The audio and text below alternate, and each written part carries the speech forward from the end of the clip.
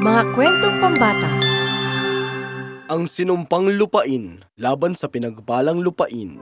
Noong unang panahon, may isang prinsesang naghahanda upang maging isang reyna. Isang araw, tinanong niya ang kanyang guro ng pinakamahalagang tanong. Itinuro ninyo sa akin ang tungkol sa mga digmaan, kalakalan at politika. Pero ano po ba ang isang bagay na magpapasaya sa isang kaharian?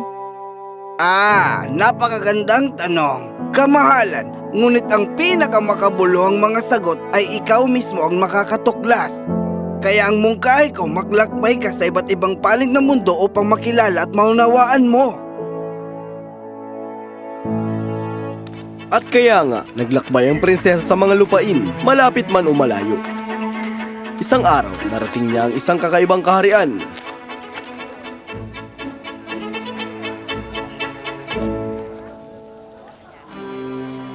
Ang kahariang ito ay tinatawag na ang sinumpang lupain. Isinumpang lupain? Pero mukhang napakasaya naman ng mga tao rito. Sumasayaw at nagdiriwang sa kalagitnaan ng araw?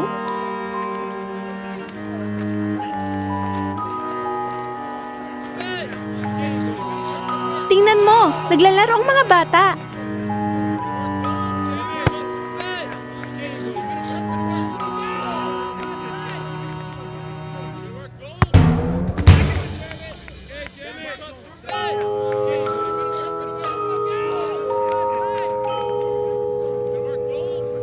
Ang kakaiba naman ito. At marahil, ito ang dahilan. Ano ang baon mo ngayong tanghalian? 3 tsokolate at mga marshmallow. Ikaw, anong baon mo? Ayos! French fries at muffins! Talaga? Bibigyan kita ng isang tsokolate kung bibigyan mo ako ng isang muffin. Sige! Anong tinapon mo? Mansanas at carrot lang. Akala mo naman kakainin ko pa yan? Yak! Ang pangit kaya ng lasa niyan.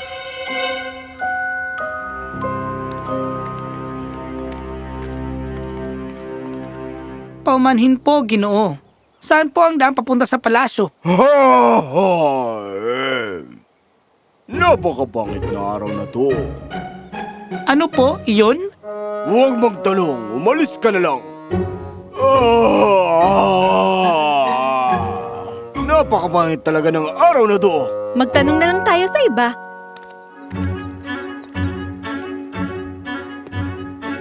Hoy, ano bang problema mo? Hindi mo ba ako nakikita? Huwag mo akong kakausapin ng ganyan. Kapag hindi ka humingi ng tawad, magsusumbong ako sa hari. Haha! Akala mo naman may oras ang hari para sa isang bastos na matanda na katulad mo. Hoy! Pwede bang sa iba na lang kayo mag-away? Nagbabasa ako rito. Ang kakaiba naman ng lugar na ito, lahat ay mukhang pagod, galit o laging nagmamadali. Parang wala nang may oras para sa kahit ano. Pero wala rin namang natatapos. Tara na? Pagkatapos noon, nagtungo ang prinsesa sa isa pang kaharian na tinatawag na kaharian ng Dakota. Magandang araw! Mukhang bago kayo sa aming kaharian. Oo, kami ay mga malalakbay. Nako, siguradong pagod na kayo sa inyong paglalakbay. Ang kainan doon ang may pinakamasarap na pagkain sa buong bayan. At alam nila ang lahat ng magagandang lugar na pwede niyong puntahan sa aming kaharian. Kailangan na po naming umalis dahil oras na para pumasok sa paralan. Halika na, Charlotte. Oo, sana ay mag-enjoy talaga kayo sa pananatili ninyo rito. Paalam! Sa tingin ko magugustuhan namin ang pananatili namin dito. Paalam!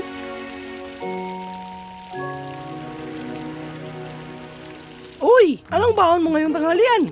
Prutas, yogurt at vegetable pie na gawa ni Mama. Sarap naman!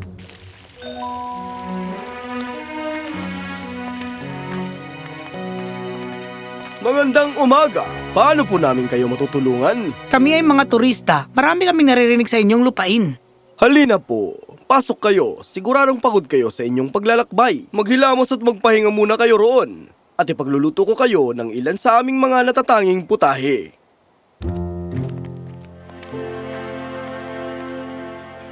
Maraming salamat po. Napakasarap at napakasariwa ng pagkain. Maraming salamat. At eto, magdala rin kayo ng limonada at prutas para may makain kayo habang namamasyal. Napakabuti naman ninyo. Magkano po babayaran namin? Ay, wala po. Panauhin namin kayo sa aming kaharian. Ikinagagalak ko ang tungkulin kong paglingkuran kayo. Naglakbay pa ang prinsesa sa marami pang kaharian, ngunit nanatiling sariwa sa kanyang isipan ang mga karasan niya sa isanumpang lupain at sa kaharian ng Dakota. Kumusta ang iyong paglalakbay, kamahalan? Bakit? Bakit isinumpa ang isinumpang lupain? Sino ang sumumpa rito? At katabi lamang nito ay ang Dakota, na tila pinakamasaya at mainit ang pagtanggap sa buong mundo. Bakit ganon kalaki ang pagkakaiba nila? Huwag niyo munang sabihin, ako na mismo ang hahanap ng sagot. At iyan ang mga dapat mong gawin, kamahalan. Bibigyan kita ng payo. Pagmasdan mo ang pamilya sa isinumpang lupain at isang may sakit na tao sa Dakota, doon mo masasagutan na hinahanap mo. Talaga? Kaya't, nagbalik ang prinsesa sa isinumpang lupain at nagtungo sa isang bahay na mukhang pag-aari ng isang mayamang pamilya. Sinabi ko nang iwan mo roon ang dayami! Nako, napakainit at parang wala nang katapusan ng trabaho ko! Ang dami-dami ko pang kailangan gawin! Paumanhin po, Ginang. Mukhang kailangan ninyo ng tulong at naghahanap po ako ng trabaho. Ha? Wala akong pambayad para kumuha ng katulong. Kahit pagkain at patutuluyan na lamang ang ibigay niyo sa akin, tutulungan ko po kayo kahit ilang araw lang. Marunong ka bang magluto at maglinis? Oo, syempre naman. Hay, sige na nga. May mga gulay doon. Ipagluto mo ako ng masarap na pagkain. Pagkatapos ay linisin mo ang kusina. Maliwanag? Masusunod po. Nagluto at naglinis ang prinsesa, habang ang ginang ng bahay ay nakaupo lamang nakikipagchismisan sa kanyang mga kaibigan. Nako, ang Martang yon, napakabastos talaga! Akala mo kung sino, kung umasta. Noong isang araw nga, dinalhan pa niya ng chocolate cake ang anak ko. Sabi niya, paborito raw ng anak ko ang gawa niyang cake. Akala mo naman hindi ako marunong mag-bake. Napakayabang! Sige, aalis na muna ako. Kailangan ko nang pumunta ng palengke. Paalam! Ikaw rin, mahal? Hay, ang totoo, hindi naman talaga siya marunong gumawa ng chocolate cake. Pangit kaya ng lasa niya. Oo, alam ko. Napakayabang talaga niya. Sino naman siya?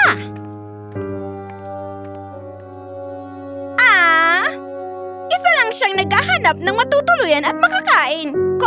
Pagod na talaga ako ngayong araw. Parang wala nang katapusan ng trabaho ko. Buong araw ko pa siyang tinulungan.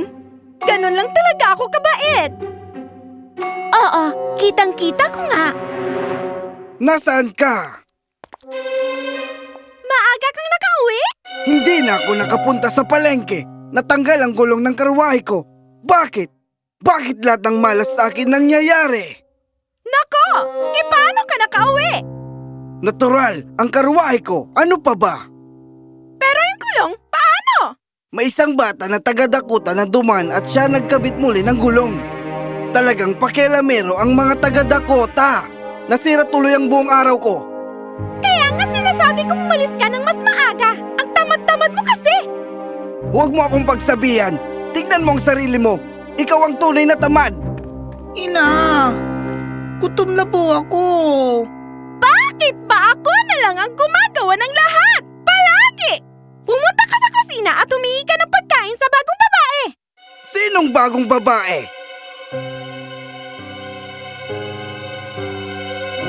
Pagkatapos noon, nagtungo ang prinsesa sa kaharian ng Dakota at pumunta sa klinika ng isang doktor.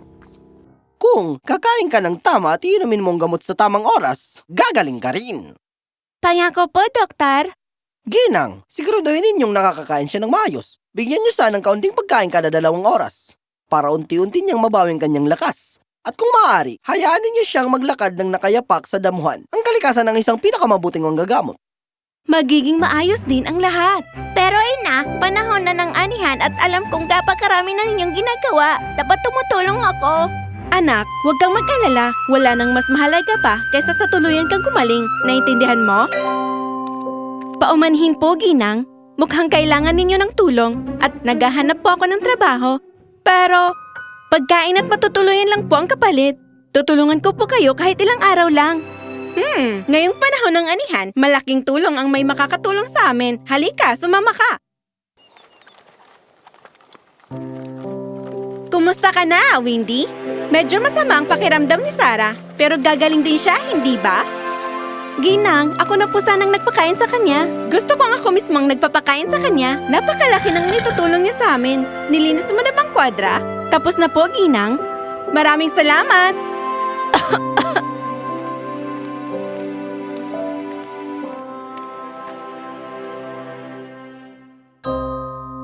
Nako anak, mas mataas ang lagnat mo ngayon.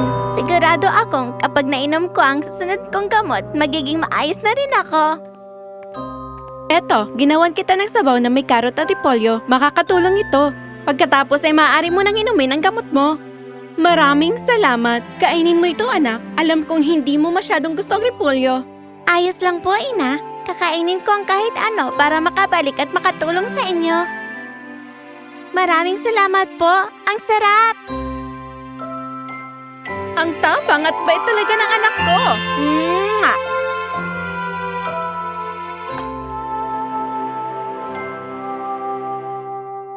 Nandito na ako! Papa! Kumusta ka na, anak? Ayos na po ako. Isa na lang na inom na gamot at mawawala na ang lagnat ko. Yan ang matapang kong anak. Maaga kang nakauwi. Natapos ko na ang kalahati ng bukid ngayon. Ang bilis naman. Oo! Nabalitaan ni na Daniel at Remo na may sakit ang ating anak at hindi ka makakasama. Agad silang dumating para tulungan ako. Kaya kaming tatlo, natapos namin ang kalahati ng bukid. Napakabuti naman nila. Talagang napakahuhusay nilang kapitbahay. Kapag gumaling na ako, ipagluluto ko si Tia Daniel ng paborito niyang vegetable pie. Nako, siguradong matutuwa siya roon. Sino siya? Isang tunay na biyaya. Buong araw niya akong tinulungan sa bukid at siya rin ang nagluto ng hapunan. Sakto ang dating niya. Napakaganda niyan. Maraming salamat. Pinakaabala namin ang panahong ito ng taon, kaya malaking biyaya ang natulong mo. Mahal, maaari ba tayong maghapunan ng mas maaga ngayong gabi? Kailangan nasa bukid na ako bago pa sumikat ang araw para matapos ko ang pag-aani. Siyempre, mahal. Maghilamos ka muna at sabay-sabay tayong kakain. Nanatili ang prinsesa sa masayang pamilyang iyon sa karya ng Dakota ng ilang araw, bago siya bumalik sa sarili niyang kaharian. Tahimik siya at malalim ang iniisip. Kamahalan, mukhang natagpuan nyo na ang sagot sa inyong hinahanap. Sa tingin ko, naunawaan ko na ngayon, ang mga tao sa kaharian ng Dakota ay namumuhay ng may pagkakaisa sa kanilang gawain at sa isa't isa. Samantala, sa isinumpang lupain ay araw-araw na lumalaban sa tamang paraan ng pamumuhay. At ano ang sinasabi niyan tungkol sa kalusugan at kaligayahan? Iyon ang susi, hindi ba? Ang nag-iisang bagay na bumubuo ng isang masaya at maunlad na kaharian ay kung paano natin inaalagaan ang ating katawan sa pamamagitan ng masustansyang pagkain at disiplina at kung paano natin inaalagaan ang ating isipan pinupuno ng mga dahilan upang maging masaya at mapagpasalamat. Tama kayo, kamahalan. Hindi na kailangan ng isinumpang lupain ng susumpa sa kanila. Sila mismo ang lumidikha ng sarili nilang sumpa. Ngunit, hindi ko hahayaang mangyari yun sa aking mga tao dito sa aking kaharian. Narito na po ang lahat ng mga guro at tagapagturo ng ating kaharian. Kamahalan? Prinsesa, meron ka raw na sabihin sa kanila. Nais kong mabilang ang ating kaharian sa mga pinakamasaya sa buong mundo. Simula ngayon, ituturo ng ating paaralan at mga guro sa bawat bata ang kalagayan ng kalusugan, kaligayahan at pasasalamat. Oo Napakagandang balita ito. Matagal na nating hinihintay ito. Napakainam na pananaw. Inyong kamahalan? Ang saya-saya! Ang saya-saya! Ang saya-saya! Ang saya! Ipinagmamalaki kita, aking mahal. Lubos akong naniniwalang magiging isang napakabuting reyna ka. Mabuhay ang prinsesa at ang kanyang dakilang pananaw! Mabuhay ang prinsesa at ang kanyang dakilang pananaw! Mabuhay ang prinsesa at ang kanyang dakilang pananaw! Ang isang masayang kaharian ay hindi nabubuo sa isang iglap. Sa pagkaing ating kinakain, sa mabuting kaugalian nating pinapanatili, sa paraan ng ating pakikitungo sa kapwa at sa maayos na pamumuhay na ating pinipili.